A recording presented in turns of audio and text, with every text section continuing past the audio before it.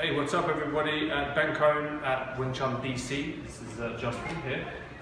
So a topic I wanted to talk about today, right? I've been getting a lot of kind of questions about this, right? About Chi Sao. What is Chi Sao? What is good Chi Sao and what is bad Chi Sao? So unfortunately I see a lot of very, there's some okay Chi Sao out there, some good Chi Sao out there, but the majority of stuff that you're going to see online, particularly online, is pretty bad Chi Sao in my opinion, right? The Chi Sao is not good for one very simple reason. The simple reason is pressure, right?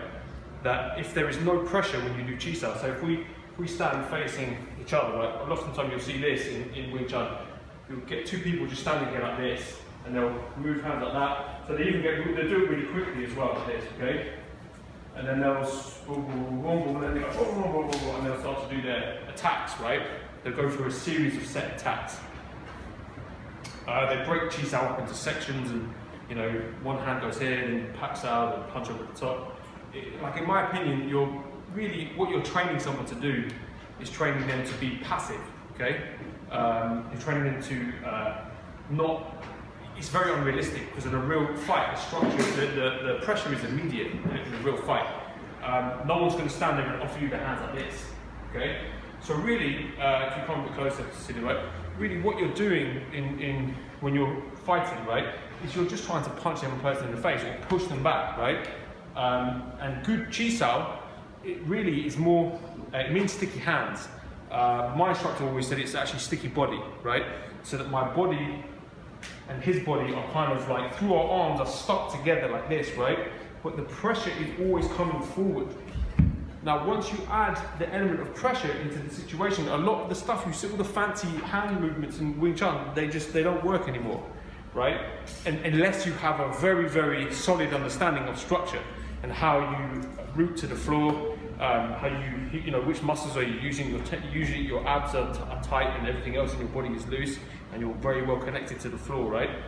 So unless you understand the basic stuff behind Chi Sao, which is structure and connection to the floor, then Chi Sao is just really slapping hands, and that's no good. And if you continue to practice like this, you're going to get a very, very false sense of security, right? You'll have fast hands, yeah, and you'll be able to score points. You'll be able to slap the other person in the face and do a chop to the neck, and it will look good, right? And until it gets subjected to real pressure.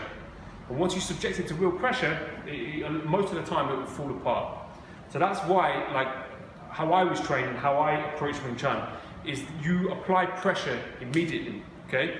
So, Chi Sao, the idea really of Chi Sao is for me to I want to get inside Justin's elbow and I want to push him back, right? And he wants to do the same, right? He wants to push me back, right? And I can use this arm or I can use this arm.